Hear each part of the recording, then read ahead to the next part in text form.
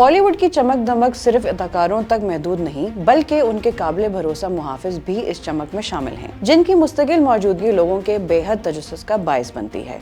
लेकिन क्या आप जानते हैं कि शाहरुख खान और सलमान खान के साथ साए की तरह रहने वाले उनके बॉडीगार्ड्स कितना कमाते हैं? तो आइए आपको बताते हैं।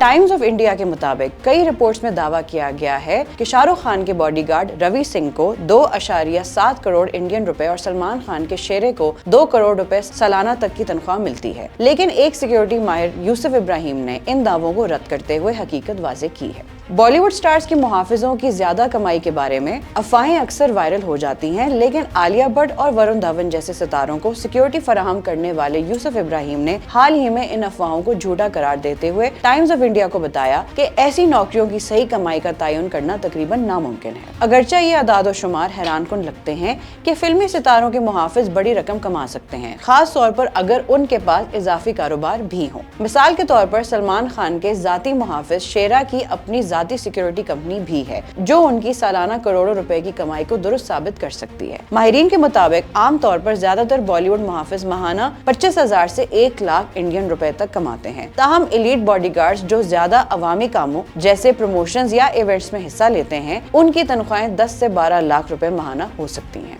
मिसाल के तौर पर अक्षय कुमार के बॉडीगार्ड शरीसाई थैले की सालाना कमाई 1.2 करोड़ रुपए तक होने के दावे किए जाते हैं। तनख्वाहों के अलावा कई बॉडीगार्ड्स को बॉलीवुड स्टार्स से इजाफी फवाइद भी मिलते हैं, जैसे कि उनके खानदानों के इलाज के अखराजात या तालीमी फीस वगैरह। मजीद अपडेट्स के लिए देखते रहिए VNews.pk।